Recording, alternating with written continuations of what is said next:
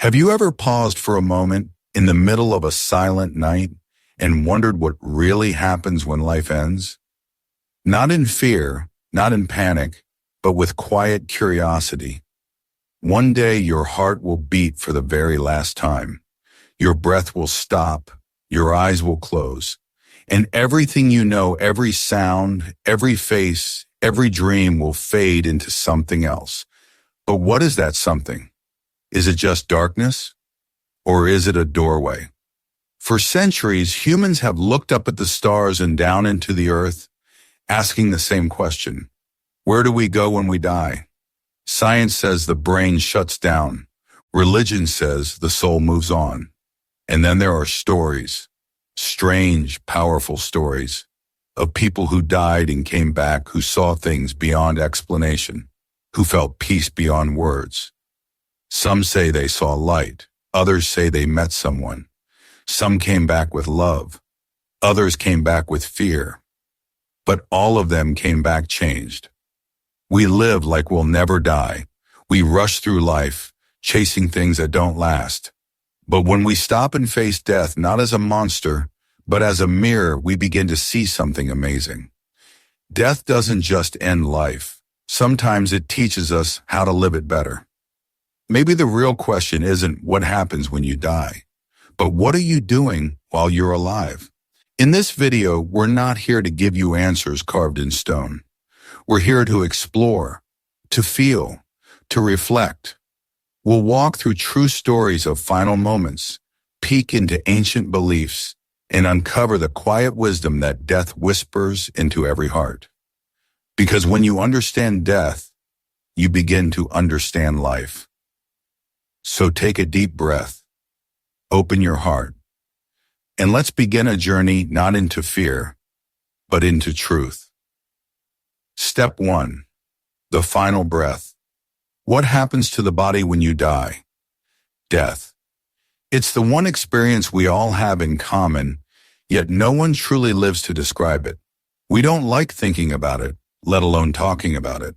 But whether we accept it or not, it's coming for every one of us.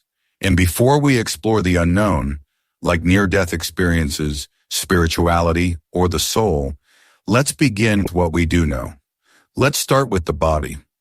What really happens, step by step, the moment we die?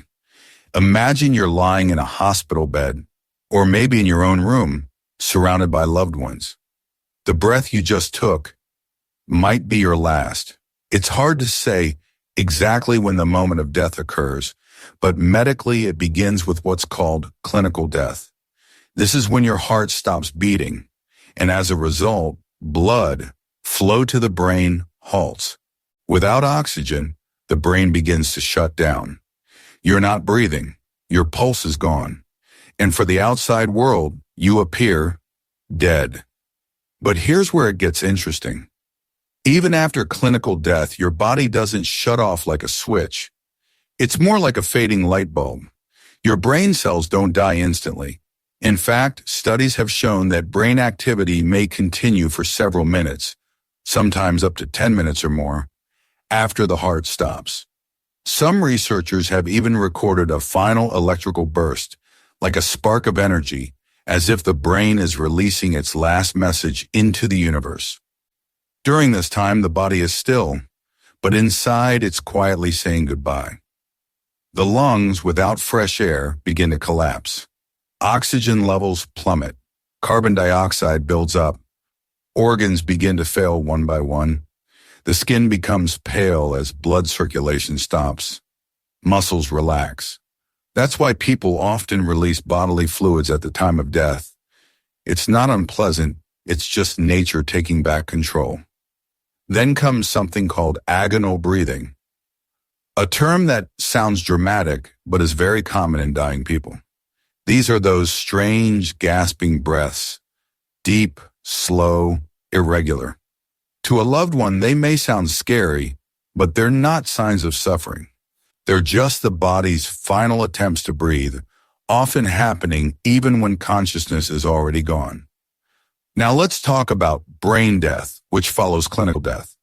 It's the point of no return when brain function completely stops. Not just thinking or memory, but every reflex, every signal, every function. In many countries, this is the legal definition of death.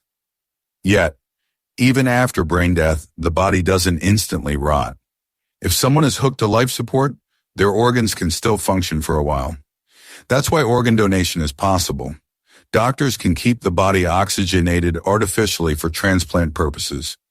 It's science keeping the body alive while the person is already gone. But in natural death, without machines, the body continues its journey. Over the next few hours, the body cools. This is called algor mortis. It drops about 1.5 degrees Fahrenheit every hour until it reaches room temperature. Within 3 to 6 hours, rigor mortis sets in, the muscles stiffen, starting with the eyelids and jaw, then moving to the arms and legs. This stiffness is caused by chemical changes in the muscle tissues as the cells begin to break down. After about 24 hours, the body starts to release gases. Bacteria inside the gut begin digesting what's left. The stomach bloats. Skin color changes. These are all part of decomposition, the final phase where the body returns to the earth. As poetic as it sounds, it's just biology. Everything that was once you begins to transform, break down, and eventually disappear. But here's something that many people don't know. Hearing might be the last sense to go. There are stories, backed by research, that people can still hear voices even when they're unresponsive. Imagine that. Lying there, your breath slowing, your heart fading. But someone's voice, a whisper of love or a final goodbye, might still reach you. That's why doctors often encourage family members to speak to loved ones even in the final moments, because we don't always know when the mind has let go. And yet all of this, the heartbeat, the breath, the warmth, the motion, was only part of what made you you. What about your smile, your thoughts, your memories, your dreams, your fears, your love? Where do they go? Science will tell you that those are just patterns in the brain, electrical signals, chemical reactions. When the brain dies, they vanish. Like shutting off a computer, the data is lost. There's no backup, no recovery. But is that really all we are? This is the moment where science fades and mystery begins. This is the line between body and soul, between known and unknown. And it's this very gap, the one science can't fully explain, that opens the door for faith, philosophy, and stories from those who've come close to death and return. Because while we can track what happens to the body with machines and numbers, we can't measure what happens to the self. That's why, in every culture, in every corner of the world, people have tried to make sense of death, not just physically, but spiritually. Some see it as a return to the source, others as a journey, still others as total silence. But whatever you believe, there's one truth we can't deny. The body dies, the heart stops, the breath ends, but the mystery remains. In fact, the mystery grows bigger the more we study it. Let's pause for a moment. Right now, as you listen to these words, your heart is beating, your lungs are moving, your blood is flowing. It's easy to take that for granted. But millions of people, just today, took their final breath. Somewhere, someone just left this world. And somewhere else, someone is taking their very first breath. Death is not just an end. It's a part of the cycle. And maybe, just maybe, when we stop seeing death as a monster, we can begin to see it for what it truly is. A teacher, a reminder, a silent voice telling us to value time, to love fully, to forgive quickly, and to stop wasting life on things that don't matter. Because the truth is, one day, this moment, this breath will be your last, and mine too. So the question isn't just, what happens when you die? Maybe the real question is, what are you doing with the time before that? Step 2, the final moments. What happens right before you die? The quiet stillness of those final moments before a person takes their last breath. Something incredibly profound takes place. Something both physical and spiritual. Let's imagine that moment. Not with fear, but with deep curiosity. The body, after years of carrying us through life, begins to slowly shut down. Breathing becomes shallow and irregular. The heartbeat weakens. The body feels cold, especially at the extremities, as blood flow starts focusing on the core. It's like the body is gently releasing itself, step by step, from the grip of life. Now, while this is happening physically, many people who have sat beside a dying loved one report something quite mysterious. The person often seems to shift into a different kind of awareness, something deeper. Some people begin to talk to people no one else in the room can see. Others smile or look peaceful, even if they were in pain just moments earlier. Scientists may explain it as a chemical release in the brain, but families feel it's more spiritual, like the soul is preparing for departure. In fact, some hospice nurses say the room itself often feels different when someone is about to pass. It becomes quieter, more still, almost like time slows down. Sometimes the dying person will say things like, "I'm ready," or "they're here," as if they know they're not alone in that moment. These stories have been shared again and again across cultures, religions, and histories. How can so many people from such different places describe something so similar? Then comes a beautiful, mysterious moment, a moment many researchers and spiritual thinkers call the transition. Some who have had near-death experiences talk about seeing their life flash before their eyes. They don't just remember events, they feel them. They remember how they made others feel. They remember love, regret, joy, sorrow, all in vivid emotional detail. It's like the heart and soul gather every experience and hold it up like a final mirror. This review doesn't feel like punishment. Instead, it often brings clarity. Some say it teaches us that our smallest acts of kindness were the greatest gifts we gave. As the mind quiets and the breath slows, many people describe feeling a sense of peace, even before they fully pass. If they were in pain before, many feel it melt away. If they were afraid, they suddenly aren't anymore. This might be because the body releases endorphins, but it might also be something far beyond science. Some people talk about hearing music. Others describe a bright light, a tunnel, or the feeling of floating above their own body. There are even those who return from a near-death experience and say they saw loved ones waiting for them, family members who had passed long ago. One woman said, "It was like I was coming home, not leaving." That single sentence has stayed with so many because it turns fear into comfort. If death is not an ending, but a return, then perhaps it's not something to dread, but something to understand. Still, not every experience is the same. Some people have visions that are unclear or dark. These too are a part of the journey and may reflect unresolved feelings, regrets, or emotional battles. But often people who've had these darker near-death experiences say they were given another chance to live better, love deeper, and become more connected with life. So even when the experience is intense, it often ends with a powerful lesson.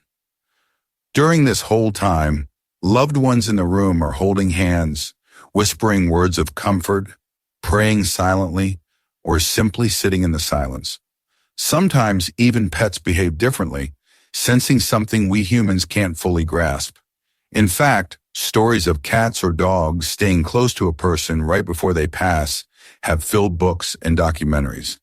It's as though all of nature knows something sacred is happening.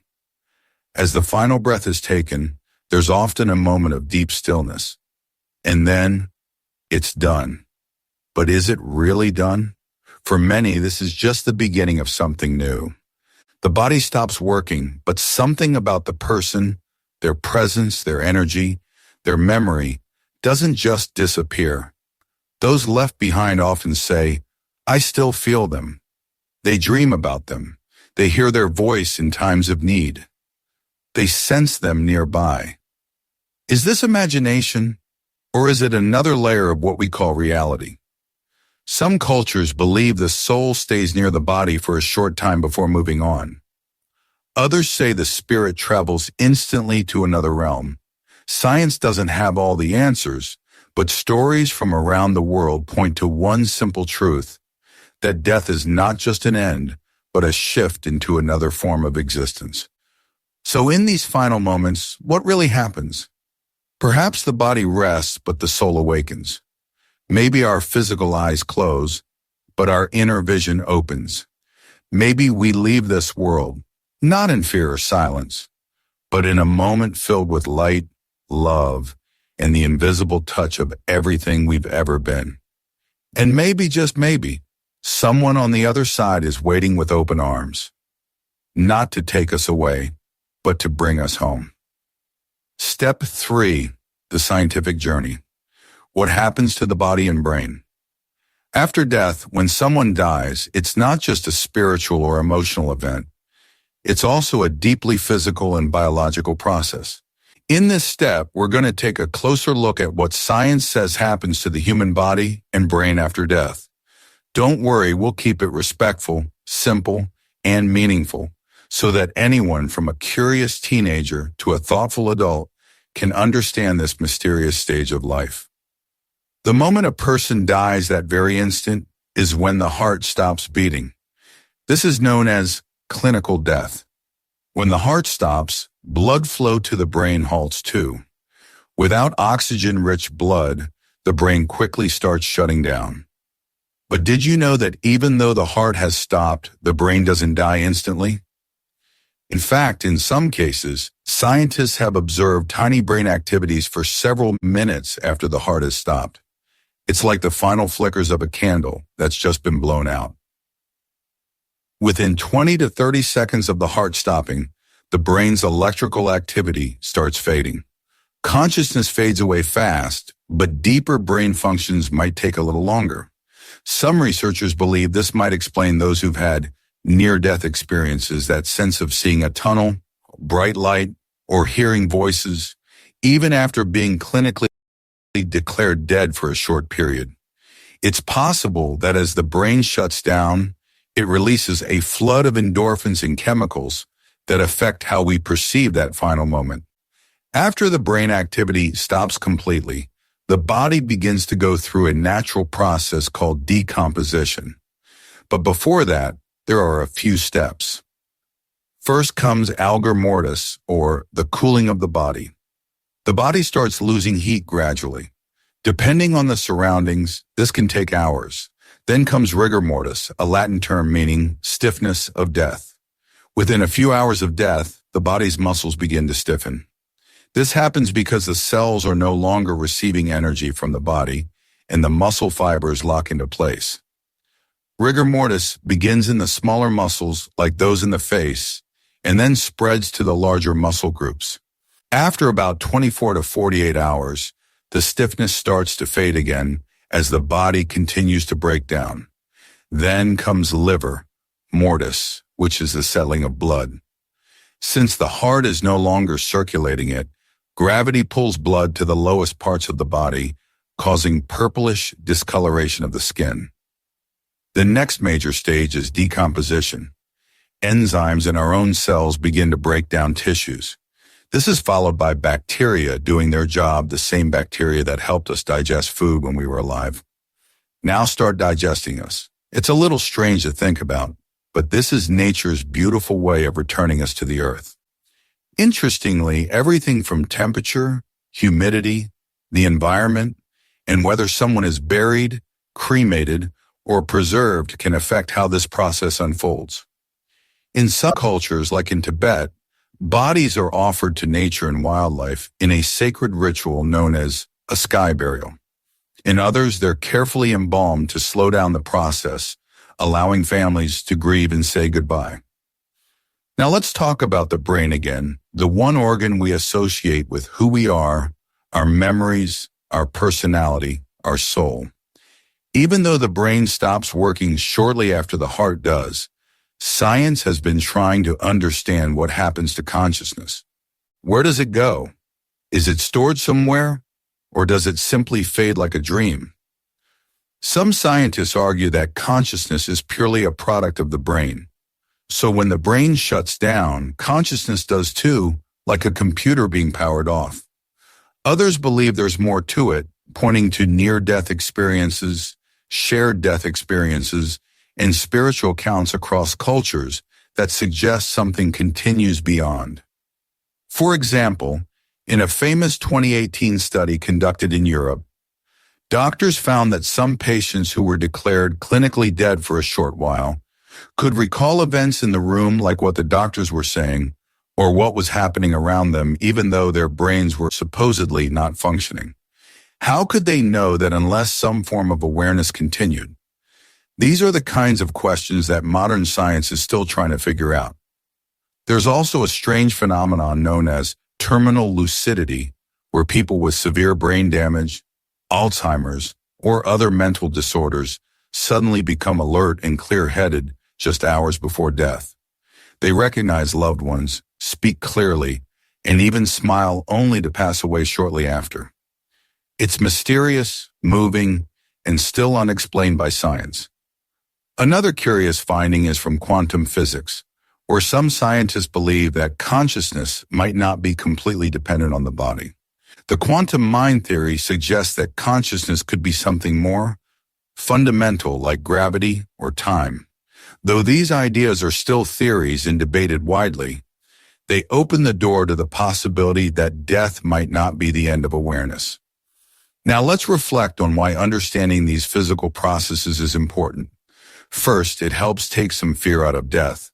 When we know what happens scientifically, we can feel a bit more prepared, less anxious, and more accepting. Secondly, it reminds us of how miraculous and fragile our human body really is. Every heartbeat, every breath, every thought is a delicate and amazing thing. Finally, it shows us that even after death, our body becomes a part of nature's larger cycle, breaking down, giving nutrients back to the earth, continuing the rhythm of life.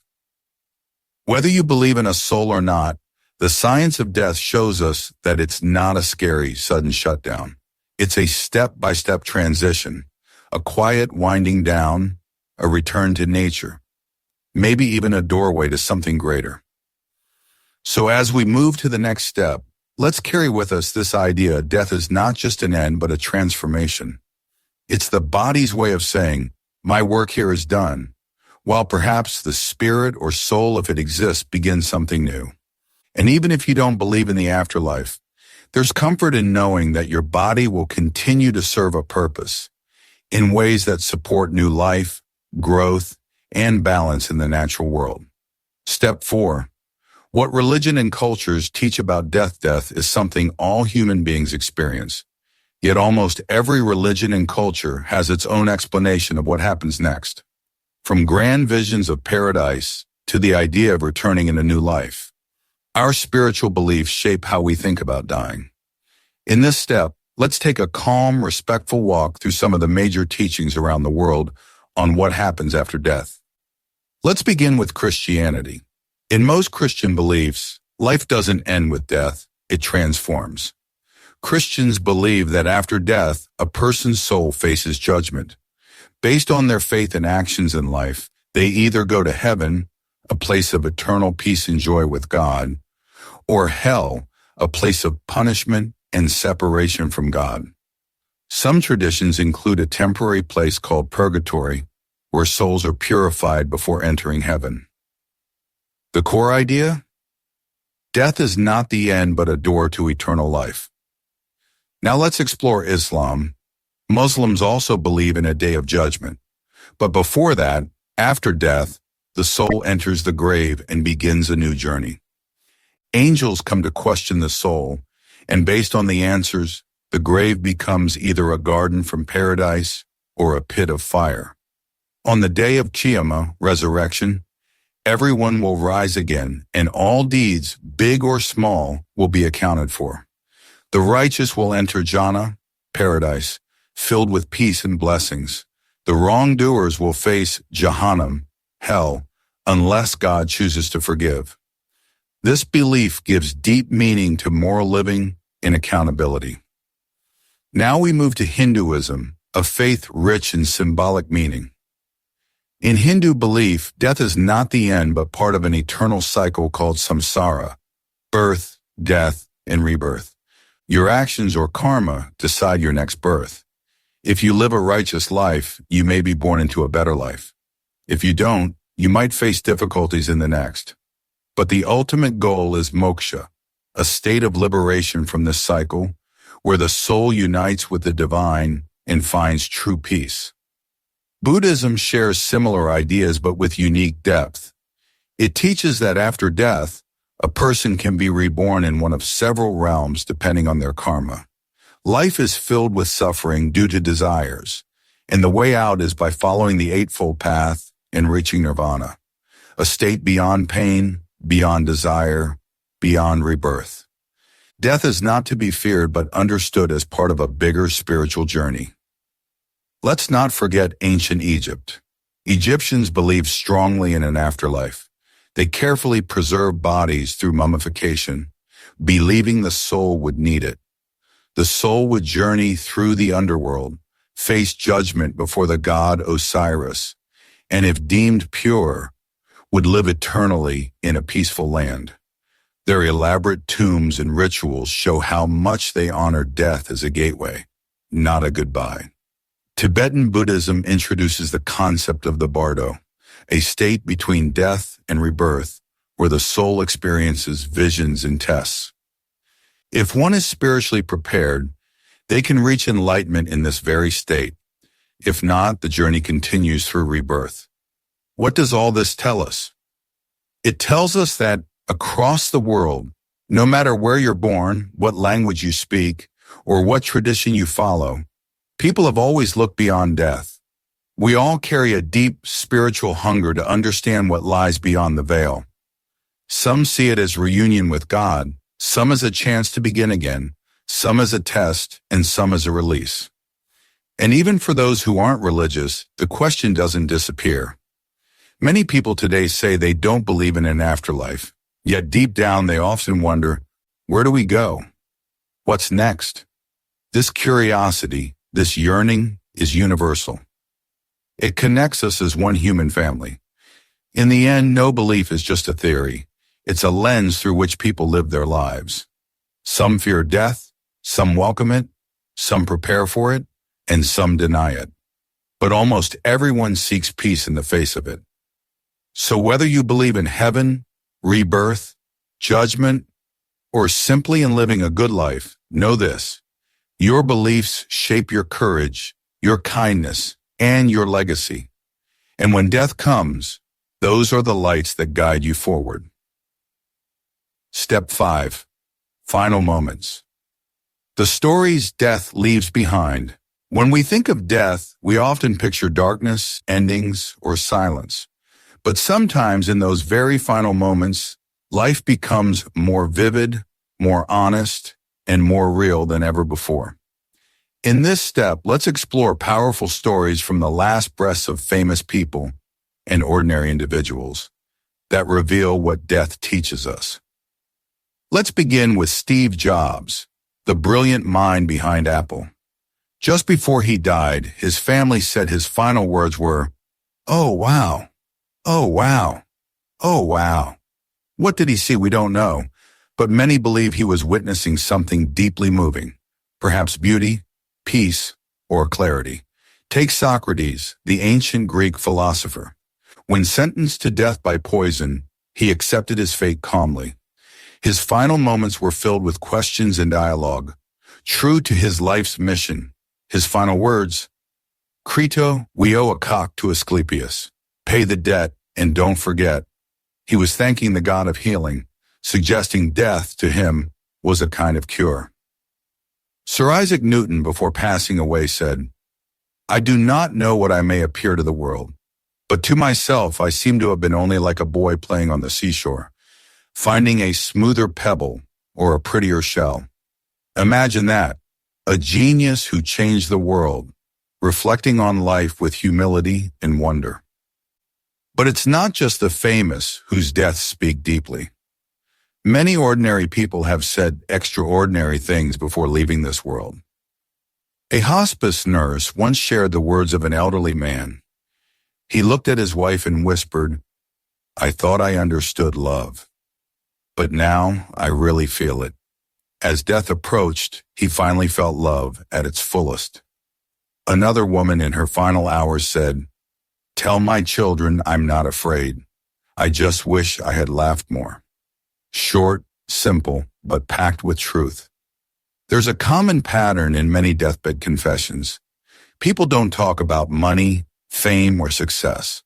They talk about love, forgiveness, regrets, and truth.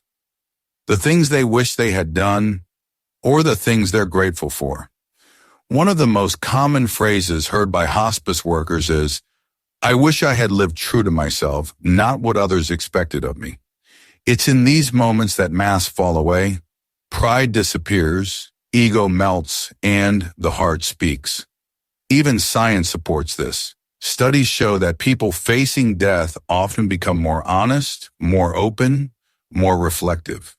Some even experience visions, seeing deceased loved ones, bright lights, peaceful landscapes.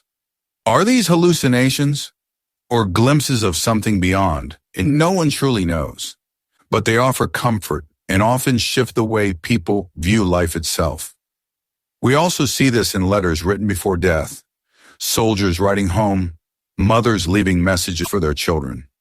In those final words, you find deep humanity, fears, hopes, and endless love. There's even something called terminal lucidity. In the final days, or even hours, some patients with dementia or brain illness suddenly become clear-headed, alert, and loving. It's as if the soul before leaving wants one last moment of connection. Death reminds us of the truths we avoid, that time is short, that love matters, that we spend too much time worrying and not enough time being. In the end, death doesn't just take, it reveals. It reveals what we truly value. It shows us who we really are. And the stories death leaves behind often become lessons for the living. So the question is, what story will your life tell? What will your final words reflect? You don't need to wait until the end to live truthfully. Begin now. Make peace. Love deeply. Say what matters. Because one day your final moment will come too. And when it does, let it be filled not with fear, but with freedom. Step 6. Death as the teacher. How facing death can transform life. There's a powerful Latin phrase that echoes through centuries of philosophy, art, and even modern stoicism. Memento Mori. It means, remember you will die. At first it might sound grim, but this phrase isn't meant to haunt you. It's meant to awaken you. Because death, the thing we fear the most, might actually be the greatest teacher of life. It strips away our distractions, our ego, and our illusions. When we face the reality that life is temporary, something changes inside us. We start seeing what really matters. We start noticing the beauty in small things, a child's laughter, the sound of rain, a hug, a sunset, a conversation. It's as if time becomes more precious when you realize it's limited. 1. The gift of perspective. Legacy over ego most. People spend their lives chasing things: money, fame, approval, power. But when death feels near, all of those things fade. The car you drive? Doesn't matter. The number of followers you have? Irrelevant. What really remains is the legacy you leave behind, how you made others feel, the love you gave, the honesty you lived with, and whether your presence made the world a little brighter. Think about it. If you only had 24 hours left, would you worry about your social media post? Or would you call your parents and say, "Thank you"? Would you argue with your friend over something silly? Or would you write them a message saying, "You always mattered to me"? Death teaches us to zoom out. It humbles us. And in that humility, we start prioritizing what truly has value: love, forgiveness, time, kindness. 2. Time. The real currency of life. People say, time is money. But that's not true. Time is more valuable than money. You can lose money and make it back, but you can never get time back. Every minute you spend angry, jealous, distracted, or afraid, that minute is gone forever. When you remember death, you start treating your time like gold. You stop wasting it on toxic relationships, endless scrolling, gossip, and regrets. You begin to protect your time, to spend it with people who lift you, to pursue dreams that matter, and to rest your soul in silence when needed. Steve Jobs once said, "Remembering that I'll be dead soon is the most important tool I've ever encountered to help me make big choices in life. Almost everything, all external expectations, all pride, all fear of embarrassment or failure, these things just fall away in the face of death. Death clears the clutter. What remains is clarity." 3. Love and forgiveness. Don't wait. How many people have died holding on to grudges? How many families have broken apart, not because of something big, but because no one was willing to say, "I'm sorry," or "I forgive you"? Facing death reminds us that love is urgent, that forgiveness can't wait, that hugging your child today, calling your old friend, saying, "I love you" to someone, these are not small things. They're everything. And it's not just about others. It's about forgiving yourself too. The mistakes you made, the moments you wish you could undo, carry their lessons, but don't. Carry their shame forever. Because death doesn't ask for your resume. It only looks at the heart. 4. Meaning over success. The life you want to be proud of. In a world that worships success, death whispers something different. Were you true to yourself? People often climb the ladder of success only to realize it was leaning against the wrong wall. They become somebody in the eyes of others, but a stranger to themselves. When you live with death in your awareness, you start asking deeper questions. Am I living a life I'd be proud of at the end? Am I saying yes to the right things and no to the wrong ones? Do I chase what's popular, or do I stand for what's meaningful? A meaningful life isn't always loud. Sometimes it's quietly raising your kids with love. Sometimes it's helping someone who can't return the favor. Sometimes it's just being a kind, honest, brave soul in a world that needs more of that. 5. Death is not the end. It's the mirror. Here's the paradox. When we try to avoid death, we avoid life too. We become numb. We distract ourselves with entertainment, busyness, and comfort so we don't have to think about the inevitable. But when we face death, we start feeling life. We realize that this moment right now is not ordinary. It's a gift. Every breath you take is a miracle. Every time you laugh with someone, it's a sacred moment. Every time you choose courage over fear, love over hate, growth over comfort, you're honoring the life that you've been given. As the poet Rainer Maria Rilke once wrote, "The knowledge of death gives us a taste for life. So don't fear death. Fear not living while you're still alive." Hey, loving listeners, this has been a soul-touching journey with mind-blowing motive. If today's message moved your heart even a little, don't keep it to yourself. Share it with someone who needs this reminder. And remember, you don't need to fear death. You need to fear not living. Live boldly, love freely, waste no time. Stay connected for more life-changing content. Subscribe, like, and share. Let's grow together one powerful thought at a time.